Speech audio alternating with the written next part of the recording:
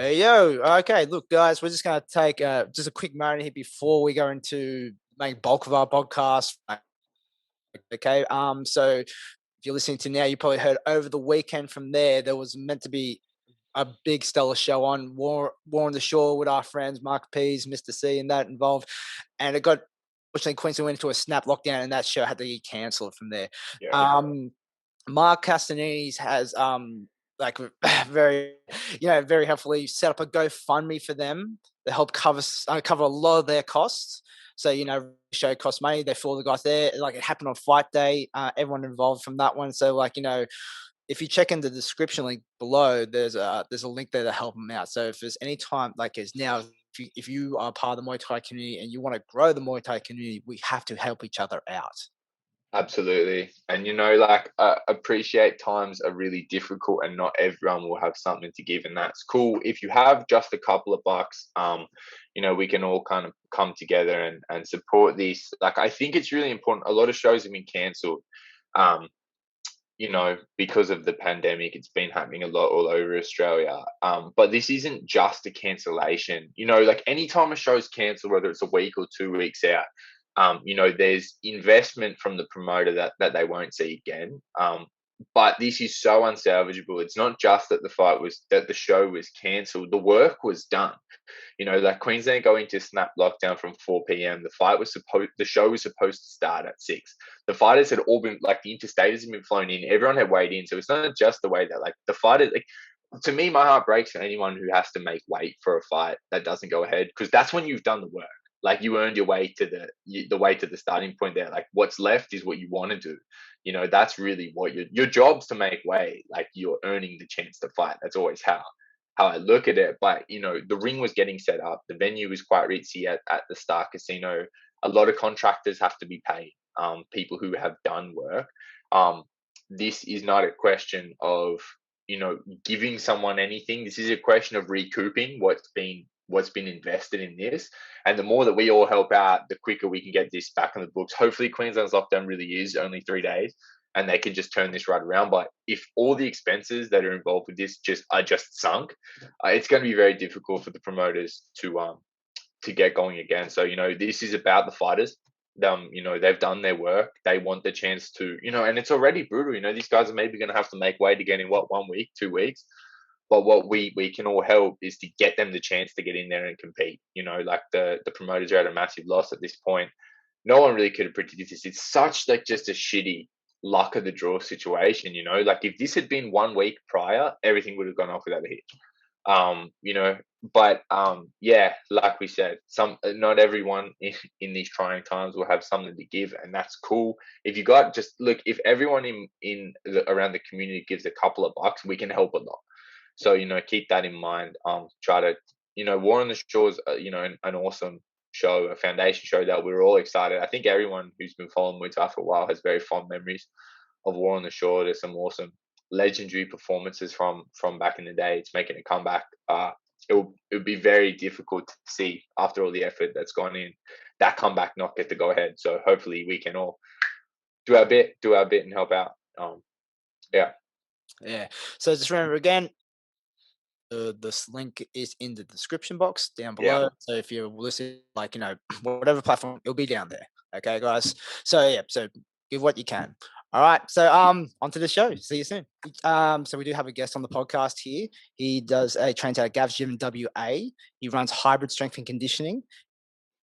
Max McVicker, and his name is Lachlan Wilkinson. How are you today, sir? Yeah, not bad, mate. How are you? I'm going good on the second time I'm doing this. So that's all right. I've got to be the kind person and make sure I respond with the question as well. I love that, professional. All right, so like we were just saying before, let's get a bit of background information on you. So how did you get into Muay Thai, and then afterwards from there, let's talk about your conditioning roles in the sport itself. Easy. Yeah. So like I was saying, I had a very weird introduction to Muay Thai specifically.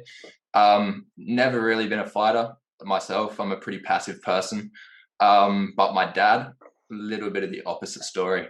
He was known as the person who would go over, like my family's, all my family are in the Navy. So they were traveling around a lot. Thailand is one of the main spots that they would stop off in. And as you know, in Thailand, they've got the bar fights going on. My dad was the one who would always be putting his hand up and jumping in. So I remember being at 8, seeing a video, very choppy video, probably like 240p, terrible quality, of my dad fighting someone, I reckon he'd been 20 kilos heavier. He bashed him, eh? Absolutely bashed him. And I was watching, I was like, is this you? Like looking at my dad, is this you? And he's like, didn't seem too proud of it, but you could also see that little smirk on him, like, yeah, that's me. That's me.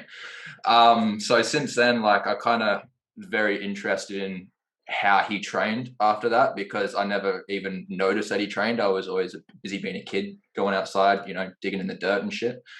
But then, so I got into, like, I went to my first couple Muay Thai classes when I was younger. Didn't really stick on with it because I was playing football or soccer at the time. So probably did it for like a month, and then went and played soccer. Did that for 10 years until I got to 19, 20. And then probably since then has been when my like combat sports just took over. Hey, I don't know. It's like as I came out of high school, the typical UFC, going over to the mates' places to watch UFC. I became obsessed. It was weird. Like I was watching fights every day, more than I was watching football and the sports that I actually played growing up at the time. So, and I was thinking about it, and it must have been something that really stuck with me if I was continuing to watch it and continuing to pay attention, because I don't have the biggest attention span with things that I don't enjoy. Like growing up in high school, I was the kid who never had an understanding of what was going on. I was always asking my friends, yo, how do I do this? Like looking over their shoulder. Oh, that's it. Okay, cool. Yeah, writing down my work. How do I do this? How do I do that? And it's because I never had an interest in anything. And then as soon as it kind of came that, yeah, combat sports was an interest, I started getting into fitness. And very, very quickly, I tore my lower back. Not a good way to start into training. As an 18-year-old, tearing the lower back after high school is not what you want to be doing. All my mates are going out clubbing, having a good time. I was pretty much bedridden for about 3 months. Kind of scared me. I was thinking in that 3 months, what is this how it's going to be now? Because obviously you hear people with injuries and they're 20, that when it happens, they're 40 and they're still dealing with that same injury. It was just in my head. I was getting a little bit very anxious about it, very anxiety ridden. So I decided to, once my back was better, go get a trainer. Learn how to exercise properly. Went through a couple different evolutions of my training. I started out the typical weight loss. I used to weigh about 94 kilos. So I weigh about 72 now. So I lost a lot of weight. Went through the typical, felt empowered because I lost that amount of weight. Led me to becoming a personal trainer. When I was doing personal training, it was pretty much just simple, getting people in, getting them moving, and fucking up a lot, making a lot of mistakes with people, and just learning on the job. And then as I kind of got older, like I said, my attention span isn't the best. And as soon as I don't have a goal in something or something to actively work towards or a why, my attention's gone. It's just not even an interest to me anymore. So now that empowerment and I guess ego side of me had taken a little bit of a dumbed down in volume, started getting a little bit more excited about the strength side of things. So my training kind of adapted to more getting stronger. Spent doing that for about 6 months, and it's just basic training, just doing some study here and there. And then COVID pretty much happened. Yeah, I was living in Sydney for about 6 months before COVID. I was living in actually no, what it's called. It was somewhere in the Sutherland Shire. Actually no, it was on the canal somewhere. But I live in Rockingham in Western Australia, if you know where that is. Very definitely not living on the canals kind of scene. It's walking around the shops in your Ugg boots and track pants on. So it was a very new area for me. spent 6 months there, tried to live in Sydney, being a trainer, thinking that would be the place for me. Learned very quickly that it's probably not. I was really looking for a place to start doing Muay Thai around that area. When I was doing my strength training, that was kind of a stagnant time for me. It was just a case of training to train.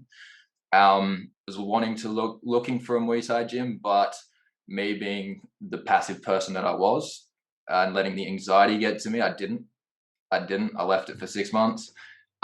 Moved back to WA, got a job opportunity back here. Pretty much picked my shit up and left. Had no money in my account. Very scary time. Signed my contract back on the 1st of March, and then we got locked down on the 21st. Dude, it was not a fun time. Hey, I was pretty much homeless. I reckon probably from March to November, I was pretty much homeless. It was a very good time, but I had, I guess, a little bit of roots, so I could kind of stay to my own corner. I was safe, had my computer set up, so I could at least keep myself occupied. And then that's when I came across, you guys have probably heard of him, Phil Daru. Yeah. Man, that dude he's a pioneer. Yeah. I came across his stuff, watched a couple of his YouTube videos, and I think probably over the next 3 days, I watched his whole YouTube library, like the typical kind of how you get started into somebody. And then on one of his videos, he had the ad for his mentorship, which was like half price at the time. It was like full life access, fortnightly mentorship calls with him, and full access to how he trains. So I was like, that's a no-brainer. So I spent $1,000 to get a part of that mentorship, and that was in March last year. And since then, I have just noticed it's like every month, man, every 2 months, you take a step up, you evolve, you look back on how you've progressed, and it's really eye-opening. Hey, it really evolves you as a person once you find that purpose. And I think like the interest in combat sports was there, so I was like, okay, let's look at how we train fighters. But there's a big plot hole in just looking at how you train fighters, especially from someone who has never fought a day in their life. You know what I mean? So I looked at that and I said, okay, if I'm going to look to actually do this for a living or try and do something with my career with it, I need to actively do it. So as soon as the gyms reopened, I went down to Beastmasters with David McVickers, and I've been training there ever since. Started training there in mid-June last year, and I think since then I've pretty much trained 5 days a week. Tried to live the athlete's lifestyle from the get-go, because obviously if I wanted to understand what they were doing, needed to put myself in their shoes. And it very quickly became that long lost passion that I didn't even know I had. Like, I love Muay Thai. And everything that I've done, I feel like since then has been how to not just better me, but better my teammates. Because obviously, like you guys know, it's very like individual sports, but so much camaraderie in it. Yeah. And I think that's one of the things that kept me going, is it felt like a family pretty quickly. And yeah, since then, man, I've just kept trying to elevate myself every day in some sense, not just in strength and conditioning, but in Muay Thai as well. And I feel like that's just brought me to this new place in life that now I feel like I've not experienced things. Like, I have been through some shit, but like, I'm only 22. So a lot of it is still to come, but I feel like just taking a step back and looking at what everyone else is doing, there's a lot of holes that could be filled with just some simple changes in people's training regimens and training schedules. And I feel like that I could have a big, not a big impact, like I could give a bit of value to some fighters if they're like just having some stagnation in their training. Especially as well, because with fighting is 90% mindset, in my opinion. Like, I've seen probably in the last year, there's been a few fighters that I've looked at in camp and I've gone, Jesus Christ, like they look so ready, so prepared, mentally on point, and then they get in the fight and then they don't. It's a completely different fighter. I think that there has also been one of those things that gave me even more of a reason to keep training, because they've been doing it for 6 years and they're having those moments. I've only been training a year. So I think just with a couple over the next like few years, as the Muay Thai scene improves as well, I think these holes are going to get filled. But I just want to do what I can to help fill them right now. Fill them as soon as possible, especially with the lockdowns going on. I feel like it's going to be even more stagnated. But I just love the sport, dude. I just love the sport. I want to do what I can to help everyone in it and get them to be the best fighter that they can be. Sorry, that was really messy. No, I like that. I'm a hop in here because I know with the mention of Phil Deru and that kind of scientific kind of strength and conditioning training and how it applies to fighting. Shane is very much of that frame of mind as a trainer. It's and I know Phil Deru has actually been an influence on Shane as well. So I know you guys are going to have a lot to say. But you say something that interests me, and I'm always interested to ask this question as like a current Muay Thai fighter. And I've been lucky to be exposed to that, I suppose. I don't know what you want to call it, whether it's non-traditional or modern kind of training lens that incorporates the strength and conditioning. You say something that I hear a lot from people kind of applying that kind of strength and conditioning studied focus to Muay Thai, is that you say you saw really wide open gaps. I think Muay Thai, a lot of the time the conversation is people, the I guess structure of the training is borrowed from Thailand. Like people want to train authentically, and the conversation is, people are working on a training regime. Of course, technique's number one. That's what gets you across the line, and strength and conditioning is kind of like a supporting mechanism and accelerator. 100%. But a lot of the time, people operate on this thing. All you need to do is run and kick the pads. That's still really like high level fighters operating in that mentality, and it's because if you go to Thailand, often that will be what is said. By kind of some elder statesmen will be, all you got to do is go long run and kick and knee the bag. So I'm interested to get a little bit as we get into it. Where were the gaps that you saw? Because you've worked with some high level fighters, of course. Yeah, well, describe some of when you start to take that focus and get a little bit of your study done. What were the really obvious holes that emerged to you right away? So obviously I don't have any experience in Thailand, so that's something that as soon as the borders are open, I plan on going and doing like a 3 to 4 month stay out there. Yeah, nice. Just to experience, because obviously there's fighters that go and spend 6 months there and come back. If I have a fighter come into me who's been training in Thailand for 6 months, I want to have an understanding of what they've been doing in that 6 months. But for me, I think the first one is training schedule layout. 9 times out of 10, I'll see fighters coming into the gym an hour before their session, and they'll be doing some kind of anaerobic conditioning, might be doing some kind of strength work. Don't get me wrong, like I think with working, most like 9 times out of 10 a fighter is working every day. Yeah. Because there's not a lot of money in Muay Thai, sadly. So they've got to try and squeeze in what they can. But when that's the case, it's a case of finding out what it is that you need to work on. You know what I mean? Having one goal or one focus point in mind at each point in training to make sure that you're actually progressing rather than just spinning your wheels in the dirt. Because as the human body, got quite a few different systems that dictate progression and dictate what stimulus we do and what our body or how our body performs.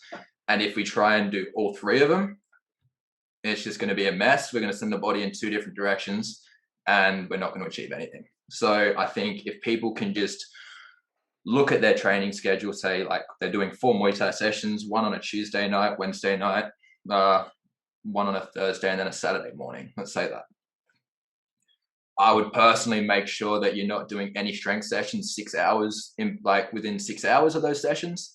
And think that's not just strength sessions. That I'd do the same thing with any kind of aerobic session, so long distance runs.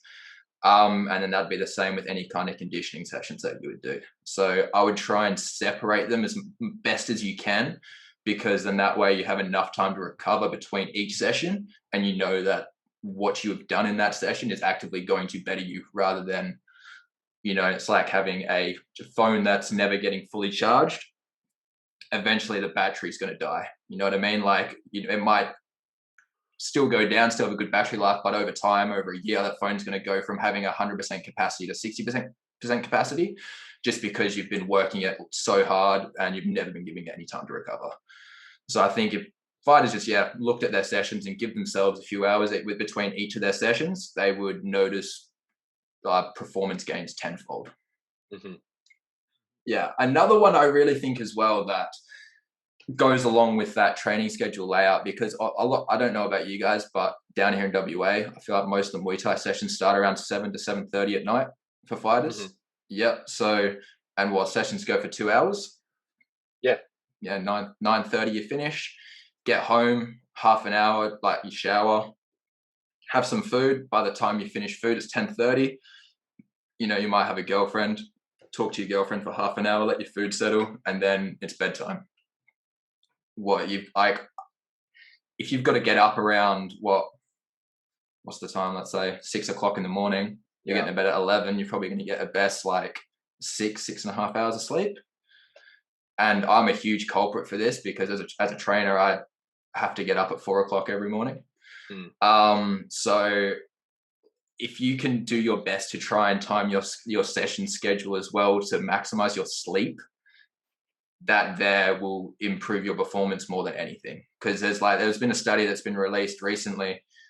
Sleep's been known to reduce the chance of injury by 50%, which is huge, like absolutely huge. Increase testosterone by 10 to 15%. That's another huge thing. That if you think about that, if you're against someone and you know that you've been focusing on everything you can, including your sleep, you're probably going to have a little bit of an advantage over your opponent. Especially at the lower levels. Obviously, as you start getting to the elite levels, they're focusing a lot more on those things. But I'm more kind of aiming at the amateur, lower level fighters at the moment who might not have the ability to get a strength and conditioning coach. Yeah. Because if you're able to get that 6 to 8 hours of sleep, I guarantee you're going to improve. Even if that means trying to find, say, getting a nap before your training sessions. That's one thing I've noticed is really helping my clients as well. Trying to think of some other things, like another one it's so basic, and I feel like it's a broken record for saying this, but the importance of hydration. And like for fighters that are so comfortable water loading when it gets to the stage that like weight cut week, some of them are drinking 1.5 liters a day, which is just nowhere near the level that they need to be drinking. And they probably get that much during the session as well. So yeah, exactly. Like I reckon for me, I probably sweat like over 1 liter in like my 2-hour session at nighttime, and I train twice a day. Like, so you could imagine that over time, especially with other fighters, especially if you spent time in Thailand, like that heat acclimation that you get, it increases your ability to sweat. So you're probably sweating out more water. And that they're like, well, I'm going to bring out another scientific study here. I'm pretty sure that every 2% of hydration that you lose your mental cognitive function. Sorry, I can't speak. An extra 2% on top of that, you lose your strength ability as well. And then another 2% on top of that, you increase your chance of concussions. And like, let's be real, concussions are pretty damn likely to happen in Muay Thai. So if we can stay hydrated to do our best to prevent that, then I'm all for it. Definitely. Let's try and, like, when I tell people to drink water, so I like to also, and this is what Phil Drew told me as well, because I was lucky to do like I think it was a 2-day or 3-day seminar down here. Came in, that really opened all my eyes. I think that was actually on his portal. I think I saw that. Yeah, it was cool. Like Phil, he's really knowledgeable. He was like even saying, like, you just even add something like, a pinch of Himalayan sea salt in your water. It's just natural electrolyte, and it's like the hydration, like you'll get a better chance of hydrating you should, instead, like, in, out straight away. Yeah, it's such basic things, but I feel like I need to say it because it's one of those things. I feel like if it was in pill form, every athlete would take it. They'd be like, Yeah. sweet, like give it to me. But because it's something so simple of just like drinking water, being a human, you know what I mean? Getting sleep every night, it gets left. It gets left behind. Definitely. Yeah, So like, that's one thing Shane's hammering home really hard for me. I always get shit talked in my non-fighting life about how much water I drink. Like, man, why do you drink so much water? Like, you don't get it. it's just just the hydration champ. You need, like, dude, I think I probably drink about 4 liters of water a day, and it's gotten to the stage now where if I'm not drinking water, like I get thirsty. Start getting thirsty pretty quickly. Yeah, I'm the same. It's definitely a good problem to have. Yeah. So like when you work with like athletes, and that's like same thing, like similar problems that I have again, that's what I'm just going to draw from. A fighter for me is like, let's say he's doing all the right stuff. He's like that you want to see as a coach. He's in there like 5-6 days a week. He might be doing his runs as well from there. So like if you're only able to see your client, like say like maybe twice a week, you're lucky from that one. You know, most of the time when you get to a fighter, what's usually like some of the first lines of like, you know, what do you have to address with them that you find that's pretty atypical across the board? Okay, so like obviously, for me, I'd like to have someone come in quite a few months before their fight. I'd like to have a decent amount of time with them to be able to address the athlete first rather than the fighter first. Because if I have someone coming in, they've got 4 weeks to fight date, I'm probably not going to be able to iron out many compensation patterns within their body and within their biomechanics. I'm going to have to sit there and actively think about what's going to prepare them best for their fight. So I think if it was in a sense of someone coming in with 4 weeks, teaching them, making sure they're doing plyometrics every session, making sure that they're doing the right forms of conditioning, obviously making sure those things are in place, but pretty much just making sure that they are like teaching their body the ability to be explosive, because very hard to translate to someone in the gym how to be explosive all the time. Sometimes they just don't understand it. Like, for example, if I were to get someone to do a box jump, most of the time their thought process is going to be to jump onto this box, not to jump as high as I can and use the box as a landing, if that makes sense. Because it's the thought of me jumping as high as I can, which is going to get me the stimulus that I want. It's going to cause me to jump higher than I did last session. Whereas if I'm thinking of just jumping onto a 24-inch box every time, I'm probably going to jump 25 inches, if that makes sense. So it's teaching them teaching them that thought process, but then as well, teaching them how to carry that over into their Muay Thai. Because a lot of the time in the Muay Thai patterns, it's all subconscious. Most of everything that people do, especially when they've had 3, 4, 5 fights under them, it starts to get to the stage where it's pretty ingrained in their movement. So you don't have to obviously teach them anything to do with that. I think if you just teach them how to be explosive in other areas, they can carry that over themselves. What's like when I when I think like plyometric work for a lot of fighters, like what's the word I'm looking for? Oh yeah, so like, do you of the mindset though, like to be explosive, you got to earn that a bit. Like you know, it's better to be stronger and then teach like a plyometric mode itself, because I always think like the potentiality of being more explosive is like, you know, comes to like your strength. It comes down to your current strength levels. Definitely. I think it depends on like the same thing. It depends on the athlete. It depends on the individual that you got in front of you. If they already have the means of being strong, then I think plyometrics should take the forefront if they've never done them in the past, because you know that they've already got that strong base. Once you teach them the plyometrics and how to actively be explosive, you know that that's going to improve every session.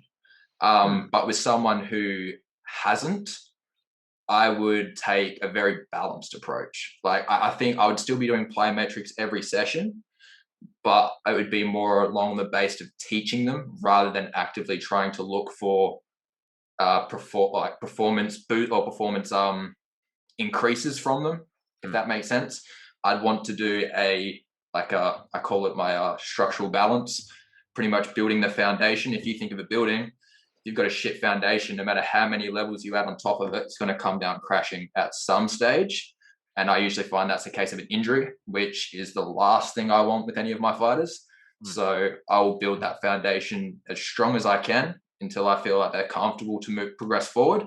And then that's when I start actively getting into the nitty gritty of my periodization, because I feel like with the same thing, always goes back to the individual. Doing the same thing with everybody is not going to get the same result, sadly. Make my job a shit ton easier. But yeah, it doesn't work like that. So if you can address the athlete first, make sure that you've got things set in place, that they know how to do these movements, and you know that not just that they can do them in the gym, but it's actively going to carry over into the sport that they're doing. I think that should definitely take the forefront. If that answers the question. Yeah, definitely. It's like because like, plyometric is a big thing, and like I'm a big fan of it. Same thing, like just like making sure like they're strong enough, and like, it's not like in a sense like people think like, like when they're strong, they think like probably a power lifter or something like that. And it's like, it's obviously scalable to like, the sport, how big, pound for pound strength. But do you see probably too common as well, like especially in the combat sports circles, is like plyometrics get used too much as like a metabolic kind of training thing, and it's not really getting the training effect that it's built for. Oh, mate, box jumps for conditioning, I see it all the time. Hey, not as much as I used to, which is good. It eases my anxiety, but definitely still gets used quite a bit. I think it's just come from the CrossFit mindset. You know what I mean? Like, a lot of people look to the CrossFit area, especially for combat sports, because it gives the same feeling. You know what I mean? You absolutely obliterate yourself into the ground till you're like lying on the floor, wondering why you did this. It's usually how I feel after pads. And it's why a lot of fighters elevate or gravitate towards CrossFit. It's just because of the feeling it brings. And it's like, if you put a fighter in their strength sessions, 9 times out of 10, my fighters don't even enjoy my strength sessions. Like, they get some enjoyment out of them, but it's not the training that they want to be doing.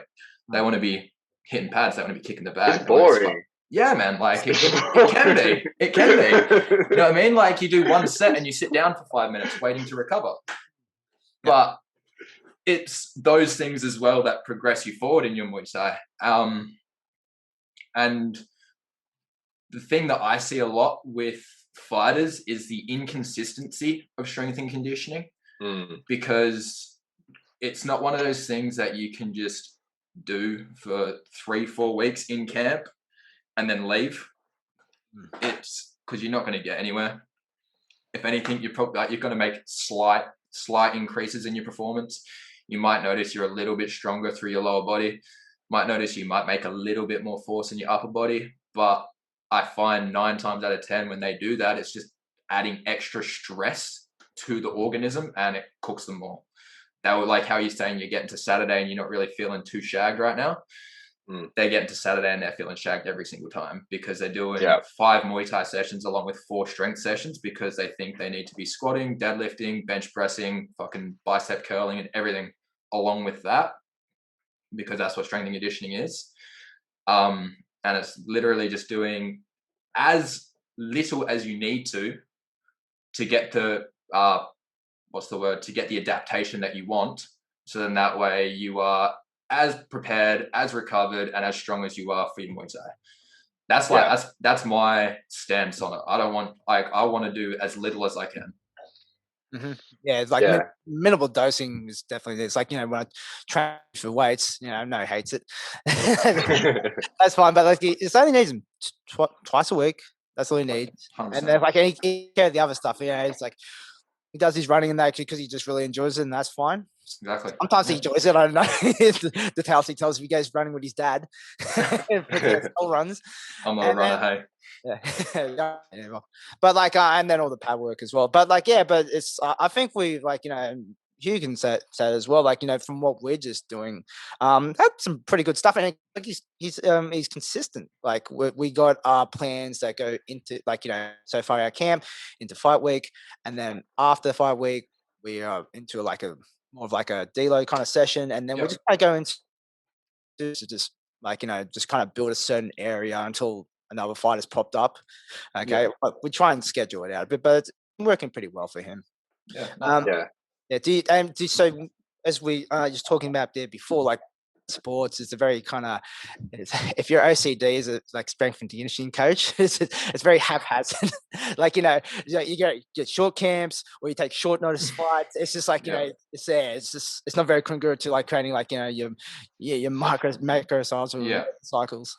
Yeah, definitely not. What's your usual go-to strategies then?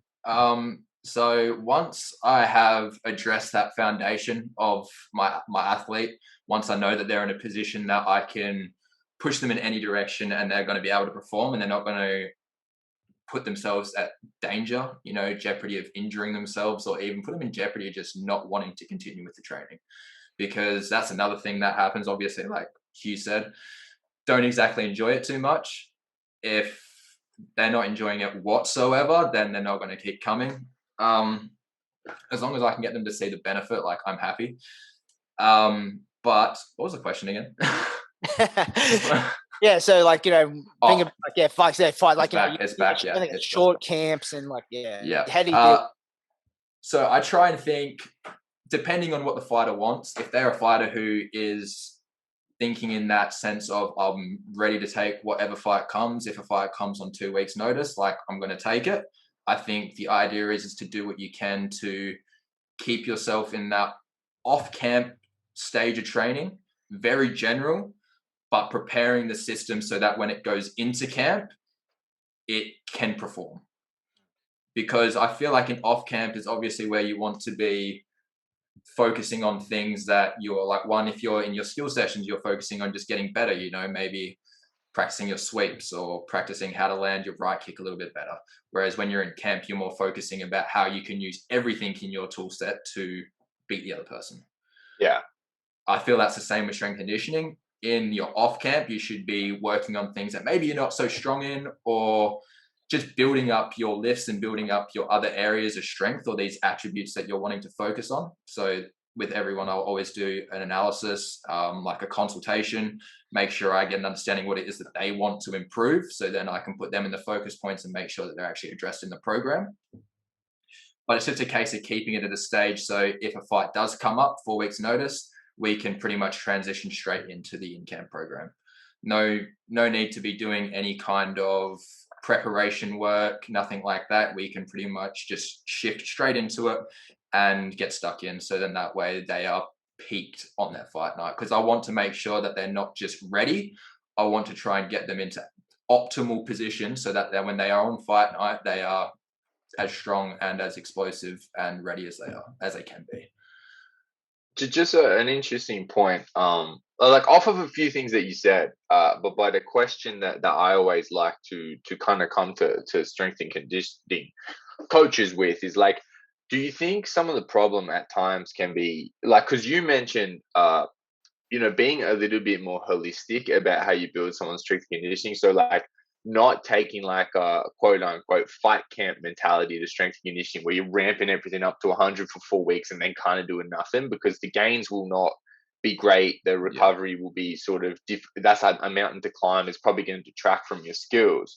And I think in conversations I've had with other fighters and other like Muay Thai, like technical coaches, why there can at times be a reluctance, I think, is because when a fighter says, okay, I'm going to add some strength conditioning, that's going to give me an edge, and they go and speak to someone who is completely separate from their existing kind of training ecosystem, that trainer kind of goes, okay, my job's to make this person strong, does not consider what are you doing this morning, what are you doing tomorrow, just says, I'm going to give you a hard session under the weights and this is going to make you strong.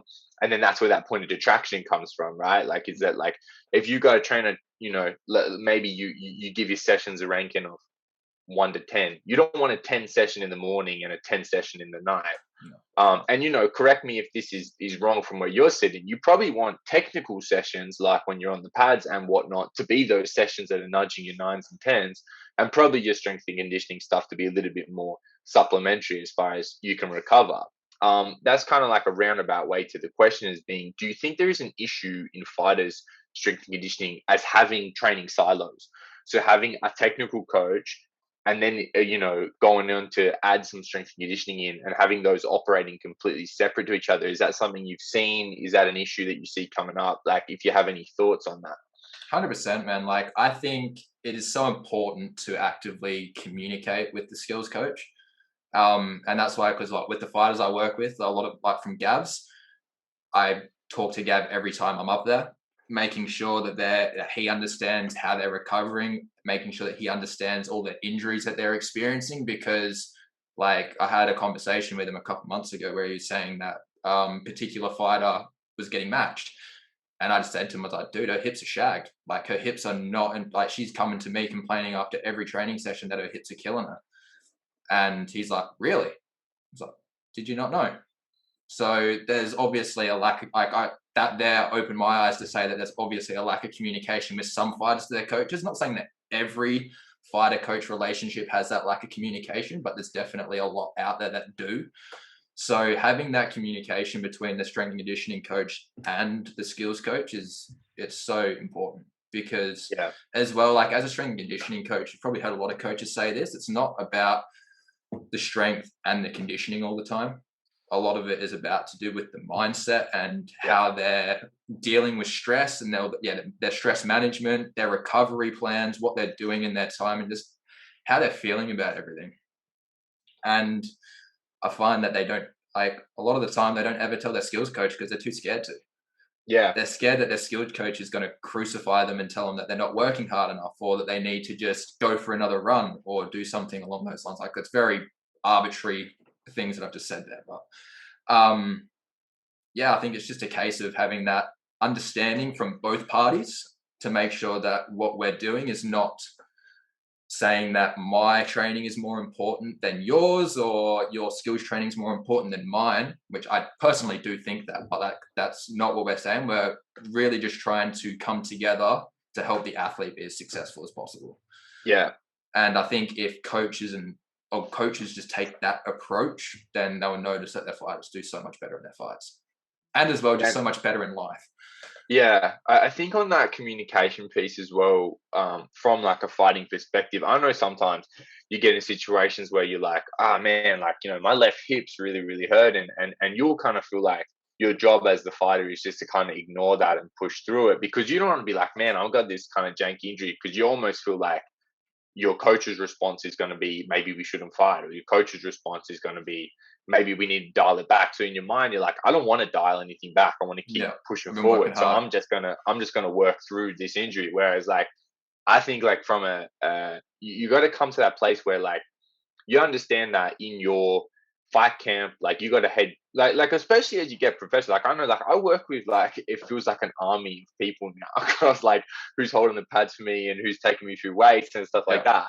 But it's like, I feel like you're gonna have a head coach, and they're like to apply like a corporate way of thinking. Is they're like the project manager, right? So it's their job to be like, all right, your hip's hurting, we're gonna do this instead of this.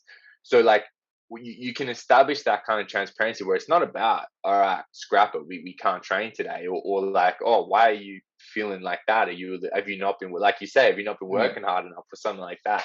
If you bring it to the forefront right away, it's like, all right, this is how we continue to work at the pace we're working at, but also rest that. Like, I think as you get more experience, you definitely learn that your trainer is trying to keep you moving forward, but you're never going to keep moving forward if your way of dealing with something is to just grind through it. 100%. Like, literally, prime example is me. I got probably was about 3 weeks ago, I got news from Dave. He was going to put me down for the next Road to Muay Thai Grand Prix. Nice. So yeah, that was gonna be that's like first fight, like pretty exciting. But the last 2.5 months, my arm, like, obviously been a year and a half in, still a lot of holes in my game, and one of them is getting kicked in the arm a lot. Specifically the forearm, and it seems to be the one spot that always gets hit. And yeah, progressively, like, just, it hurts. Next week it's hurting a bit more. On Wednesday, man, I had someone kick me. I thought I broke my arm. Like, it was fucked. The whole bottom of my arm was just, when you get the pain feeling, but it's like you can't feel it. Couldn't move my hand. I was I was not exactly the happiest chap at the time. I was a little bit worried. It's fine though, it's good, but it's just really badly bruised. Like I can genuinely, like if I do that with my finger, I can feel it like throbbing through the whole arm. So obviously that to me scares me, saying that if I probably copped a kick from someone who really knows how to kick, and the people I train with, they know how to fucking kick, potentially could break my arm or could do something else that would put me out for 6 to 8 weeks. And like you say, I've been working, like, you know, working hard. I don't want to stop working right now. Every single time that comes up, I just put 2 options in front of the athlete, and it's okay. With what's going on right now, we could take 2 weeks off, and yes, 2 weeks off sucks, but we could work on some other things. We can look at other areas that we can do, that we can train, because you can still train. I was like, or we could keep doing what we're doing and it could get worse, whether that be a muscle tear, labrum tear, tendon issues, etc., and then we have to take 4 to 6 months off, and then we have to retrain everything. That say be your Muay Thai movements, getting back in the rhythm of hitting pads, getting back in the rhythm of sparring. Then it's also getting back in the rhythm of doing everything in the gym. And then you've got to add on to the amount of sessions that they're doing. It's going to take an extra few months to get back into that starting position. And when I give that to them, I'm like, okay, what's the 2 weeks rest or a potential 8-month process? Every single time they go, yeah, okay, makes sense. It's like, it's not even an argument anymore. Yeah, and I'll speak on this, like, you know, but I'm literally the dumbest person I know when it comes to this kind of thing. Like, no one I train with is as bad as me, but I think like fighters oftentimes don't understand like that concept of slowing down to speed up. That it's like, all right, if we steer off course a little bit for 3 days, and sometimes it is that for 3-4 days, and then you're probably going to be good to just keep on going. And the trajectory overall was upward.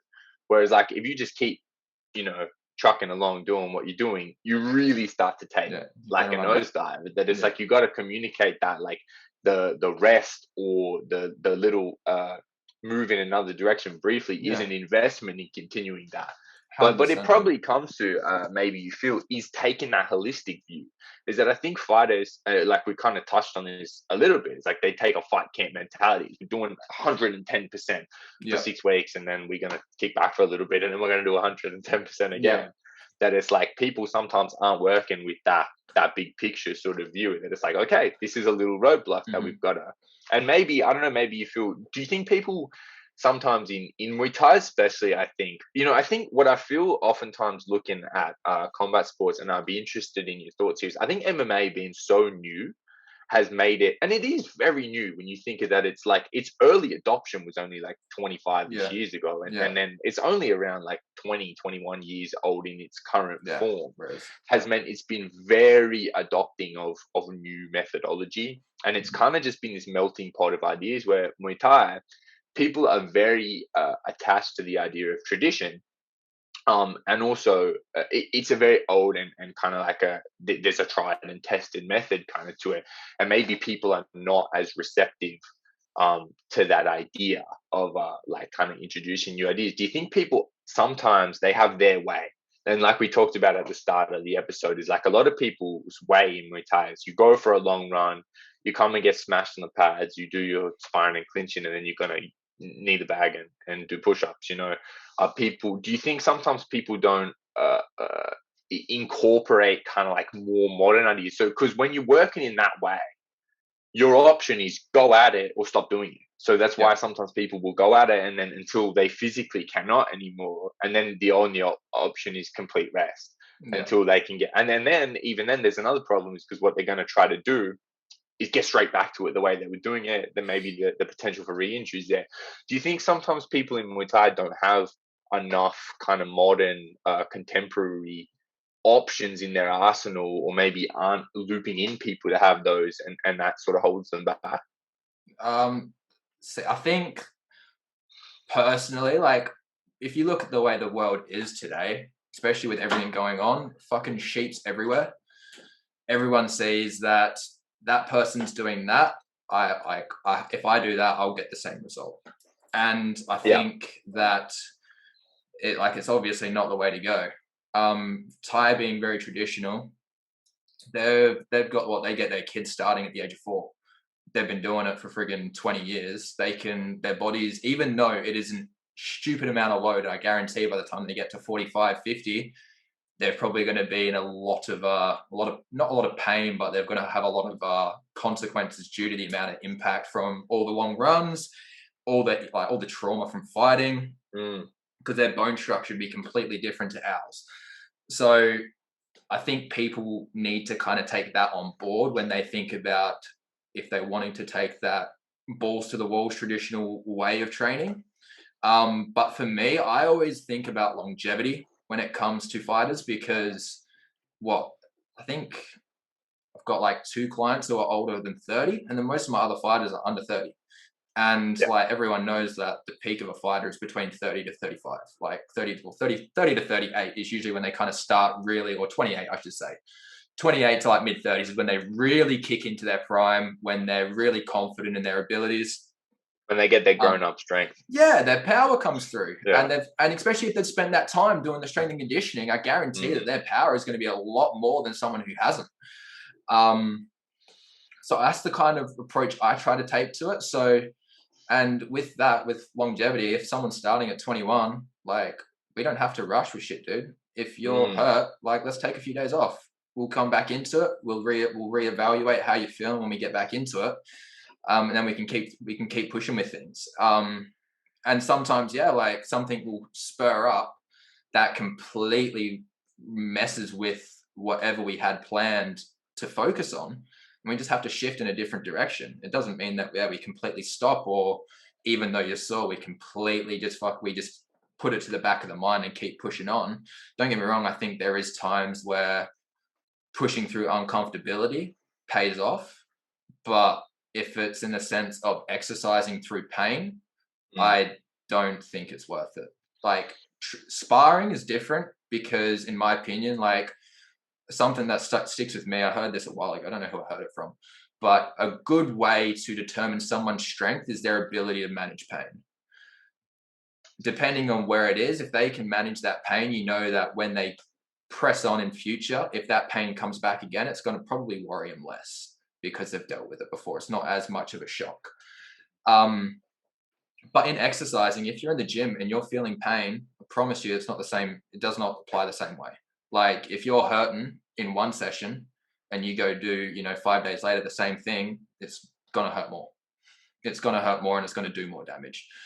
So making sure you're having the right mindset in the right areas, I think, is very important as well. Not having the same mindset for everything. You know what I mean? It's like the David Goggins friggin' mindset. Fucking, gotta carry the bolts. Gotta bring those bolts in.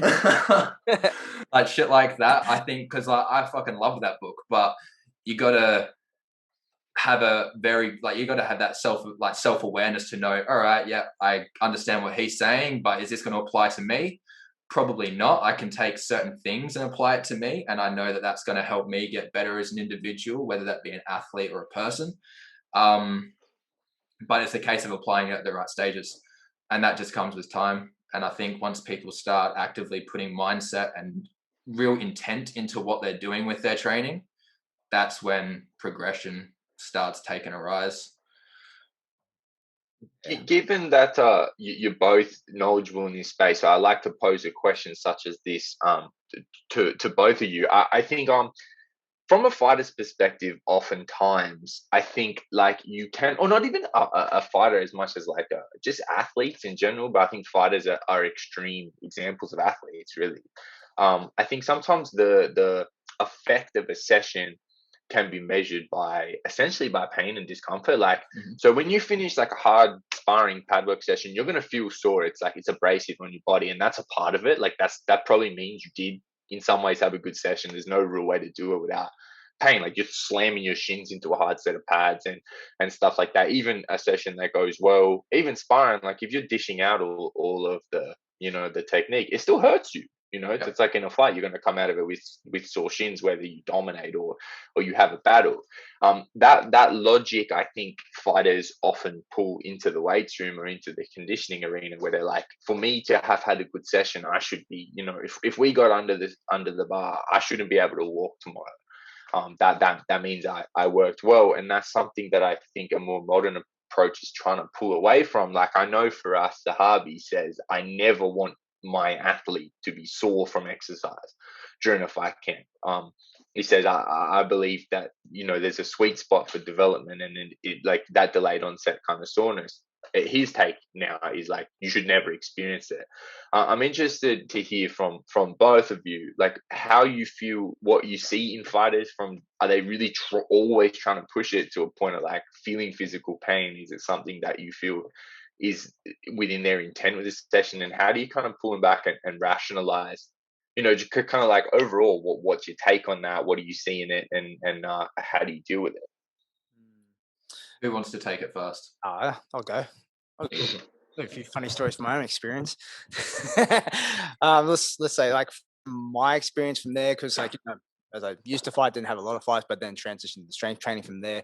From that one, I'll tell you a story of me transitioning. Okay, from like, you know, fighting and then just becoming more strength orientated. So I was originally trained. I was trained under Shannon Green, who was like one of the, at the time, like when the Charles Pollock certificates were coming through. From that, he was one of the highest ones in the country, and I trained under him. And I did internships with Charles Pollock and myself as well. Man. So you met him? Yeah, I met him a fair few. Oh, dude. He was an intense individual. I can imagine, man. That's an experience to be able to do that before he passed. Like, yeah, that's really cool. I didn't mind him. He's like, he was pretty abrasive with a lot of people, and like, he fucking liked to give us shit, especially the Aussie. But it's cool. So, but like, yeah, it's like, I remember one time, it's like we held a seminar here in the gym here. So Charles came here, and and like, you know, it was one of those mindsets that he instilled in us, was like, you know, never put an athlete through a workout that you haven't done yourself. Okay, so what we're going to do? We're going to do German volume training, 10 sets of 10 on 4 exercises, and it's leg based today, fellas. So it's like we're doing split squats, back squats, glute hamstring raises. Oh, you're and gonna like, been walking good for the next few days. But like, he just goes, whoever does it the best will get. I'll invite you to Sweden, the Lico Center from there. So then that one. So and in the end, I won that, and I could not walk without crutches for 2 weeks. You can't see the size of this man's legs on the podcast, but it was a rigged game from the beginning. but that, I think what got me through that was my fighter's mentality, because, you know, from there it's like, you know, fuck it, just running through. But like, you know, did I get anything out of that session, like in terms of, you know, like Actual performance gains kind of thing? No. Yeah. But like but it also made me realize this as well, like, it's like, well, if I'm like this for 2 weeks, imagine if I was like, you know, a fighter, and if I didn't, it's like, you know, it's like they wouldn't be able to train for 2 weeks. They'll never fucking come back again. They'll never see me. And then Charles, it's like, what I balance with Charles and like is this. I see people like them. Also like people like Louis Simmons and that one, just which I, you know, was like, I took my strength stuff early from there. They were pretty broken guys by the end of it. You see them, like, they push their body to the fucking destroyed, limits. man. Like, even Charles, like, he's like, you know, it's like he jacked his shit, but like, you know, it's just, he was pretty in a bad way. Yeah. And then it just kind of made me realize, even my like mentor, like Shannon from there, strong motherfucker, but like, you know, he's just 2 knee reconstructions and shit like that. It's just, it's like, I want to do a bit better. And I don't think you need to push yourself to that point to do so. No one, even though I still kind of get that mindset. Like, I think I sprained one of the joints in my back the other week, just pushing through shit a little bit too much. Yeah. Okay? But like, but I think, especially with fighters, like, you got to hone it and just got to get used to, like, you know, this is you got to see the long vision. Yeah. Like, at the sessions from here, they're not going to be brutal, like tough at times, of course, but nowhere as near as like sparring. It's not like, you know, and I don't want people like pushing themselves to fail. Like, you shouldn't kind of fail under the bar, because like, if you fail, like, you to the point that I have to take the bar off you from there, that's probably like, you know, that's going to bite into your technical sessions. That's going to bite into your recovery sessions. Yeah. All from there. And it's just like, you know, and we're not going to get anywhere. We're just going to spin our wheels. So, but like, you know, but people that train me for a while, you know, just kind of like, they know the, like, like, yeah, not every session is going to be ball busting. Some's going to be hard, but they just go, fuck, man, like, cardio for days. Like, my kicks feel fucking strong. Like, Yeah, and then we kind of go into 5 week from there. I'm feeling pretty confident. Like, I'm not feeling like beat up to shit either. It's what you want. It's literally exactly what you want. And yeah, and I think like same thing, like, I imagine for yourself, Lachlan, as well, like learning from people like Phil Drew, like same thing. Like I've like learned from him as well. Like he would mimic the same kind of thing. Like it's like, strength conditioning is important. It's like, especially if you're a pro, it's like, it's like every percent counts, but you let it like take over your recovery, or take over, like, bite into your recovery, into your technical sessions. Yeah. So touching on what you're saying, like I agree 100% with you. I think that sometimes fighters they completely dictate how well their sessions are based off how they feel afterwards, and usually it's based on pain. But it's just not the way to go. Like you see if you ever go on, like if you're going down Instagram and you see coaches talking about, or not even coaches, let's put it into the sense of clients, whether it be bodybuilding clients, athletes, whatnot. At the bottom, it will say something to do with their coach and trust the process, because we can't really measure performance gains based off of how we're looking in the mirror like we can with fat loss. We know that the process is working because we're losing fat every week, and I'm slowly seeing my six-pack more and more. So we know that process is working. With performance, it's not the same. We don't have the ability to take a look inside of our body and go, fuck yeah, those quads are getting stronger. Like, sweet. We have to do it in a calculated manner, so then the fighter can see that their performance is taking off. And if they're hurting every session, or if they're hurting after every session, when they go and spar, they're not going to perform. Then they're not going to perform to their best. They're not going to be able to move the way that they usually do, because they're moving on their quads, and it's like, fuck, it hurts. Like I'm having to do the toilet shuffle today, something along those lines. And it really can hinder someone's session. But I do also think that there is a time to push someone to their limits. And for me, like with everything, everyone thinks about muscular development and how the muscles perform under load. And like, it's very true, but with our area, when it comes to preparing fighters, the main system that I feel like we want to try and test is the nervous system, because I believe that every session, especially in off camp, as you start getting towards the fight, I kind of think, I believe that you should start trimming the weights, like the heavy loads. Maybe start pressing into more potentiation clusters where you work with, say, loads of like 80%, very low reps, but then carry it straight over into something, say, like we're doing a hip thrust, 3 reps on the hip thrust at 80%, get them over to the bag to do explosive knees, 5 explosive knees per side. You've got something in loading the hips with the barbell hip thrust, and then you've taken it over to a movement in the sport that uses the hips to create power. You guys have been reading the same books. I do a lot of reading. It sounds very familiar. He mentioned Louis Simmons, and I've read his book. So, but I think during the time, if you've got the ability to pushing yourself to, I'm trying to think of the best way to put it, like maximally pushing yourself in the sense that's going to allow you to recover, if that makes sense. So like 10 by 10, you're pushing yourself 100%, but you're not going to recover very well. Like walking on crutches for 2 weeks. And what's your kick going to look like when, like to frame it in? A lot of the time, if you're a fighter, like for me, my strength and conditioning is in the morning and my core fight training is in the evening. If you put me through that, what's my kick going to look like that afternoon on the pads? And if you can't kick, what are you really achieving? Honestly, bro, you can't kick, you can't knee, you can't punch. Yeah. You probably won't be able to drive. I'll get stuck on the stairs. Yeah, yeah, man. Like it's one of those things, and you just have to understand what the fighters go through to think about those things. And it's like when you see coaches who have never trained some kind of combat sport in their life and they're coaching people on it, don't get me wrong, like I don't knock people, but it just confuses me. Like, to me, it doesn't make 100% sense, because as a coach, you've got to do everything you can in your power to make sure that the athlete is successful. It doesn't matter what area it is, even if it's a general person coming to train with me, because I still have quite a few general population clients that I train. They're coming because they just want to, I don't know, feel better every day. Notice that when they go to work, they come home and they have a little bit more energy, and they just feel a bit stronger all round. If I can give them that without pushing them to their absolute depths, then I think I've done my job pretty well. And if I can give them new ways of looking into not just training but movement, it will just carry over into everything that they do. And I think more athletes can start looking in their training that sense, rather than I need to be pushing myself to the absolute fucking limits every single session, otherwise I'm not going to be the best fighter that I can be.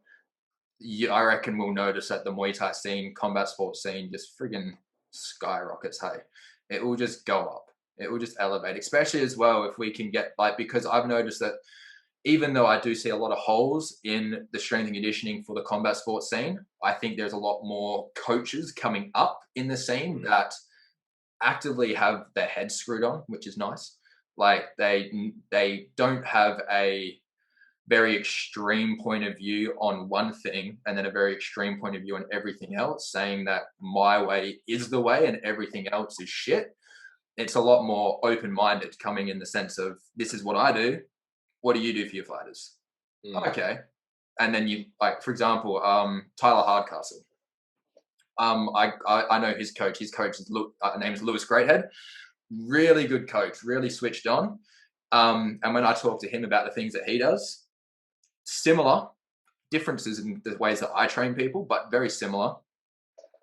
But if you look the way Tyler fought on his last fight, he looked unreal. He looked absolutely unreal. And apparently he was eating like 3,000 calories before his fight.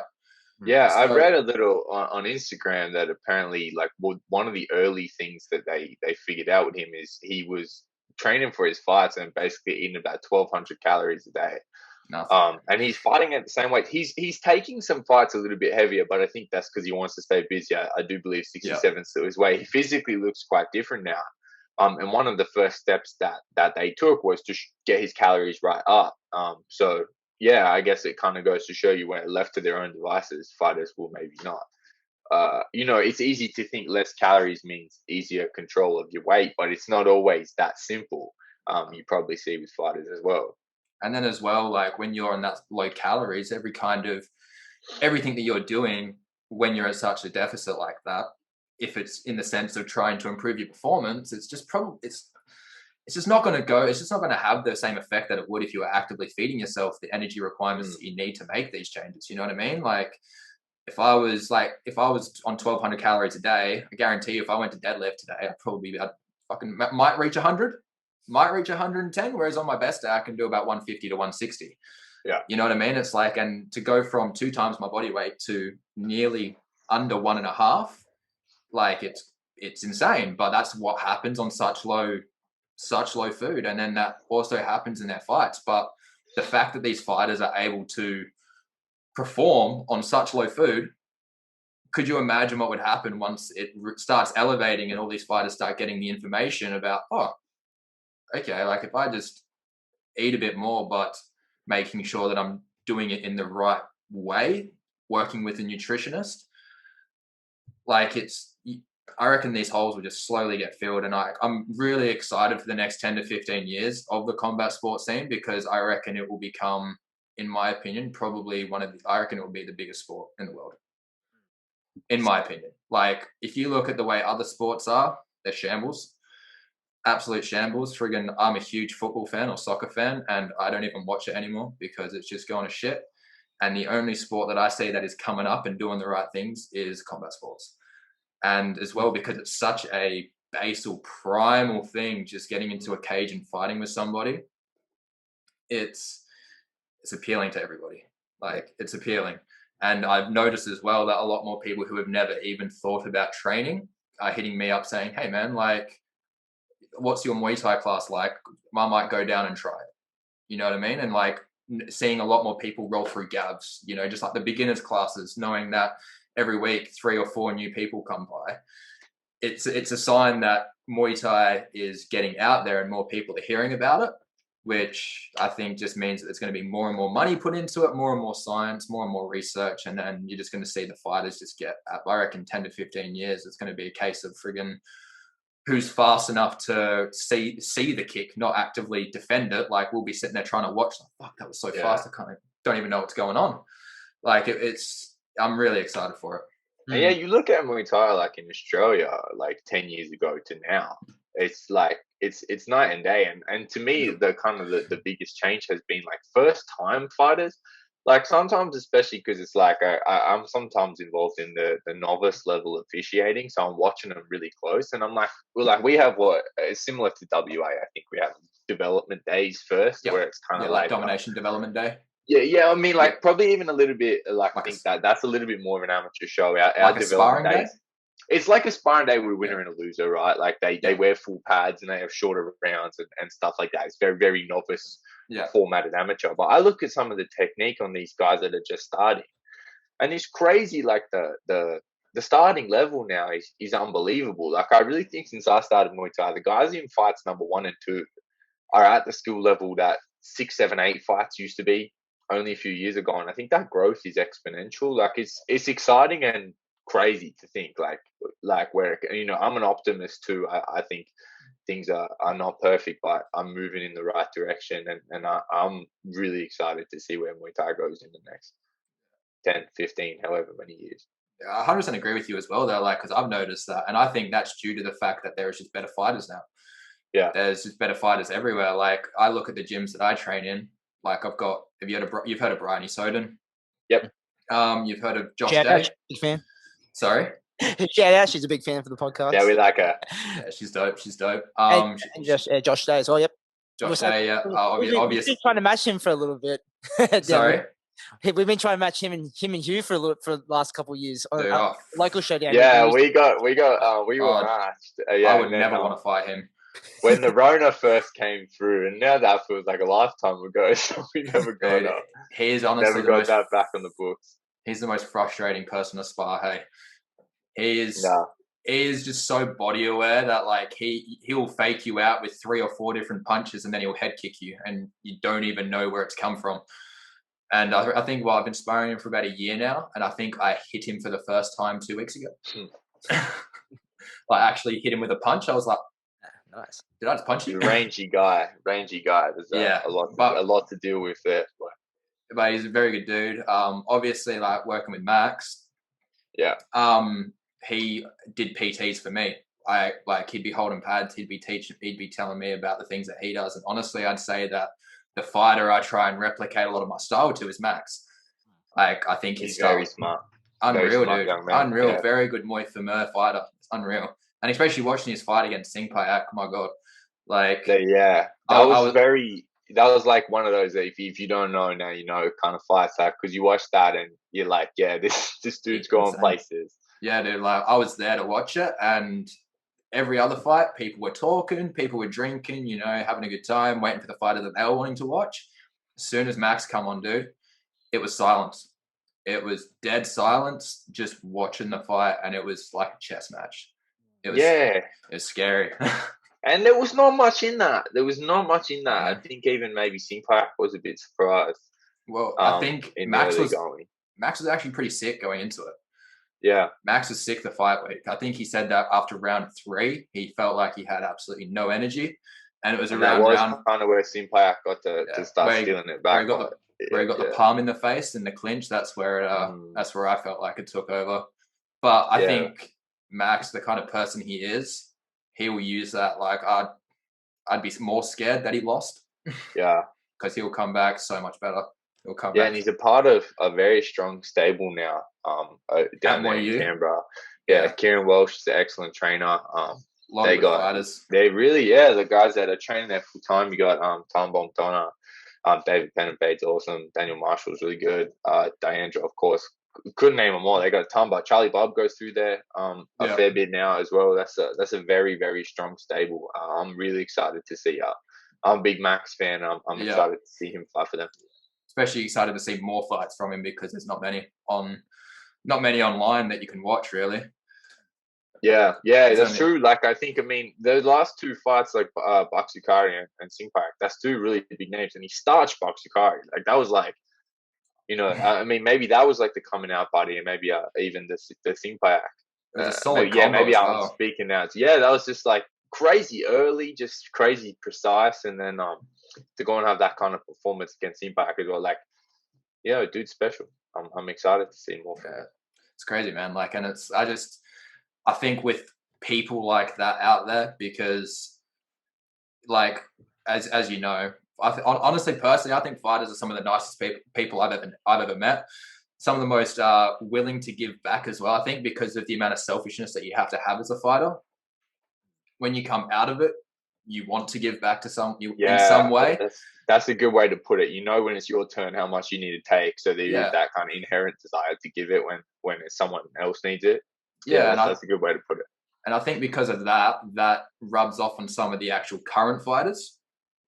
Because I've been through I've just kind of 3 gyms is the ones that I've really kind of seen: Champions, Gabs, and 3 Lions.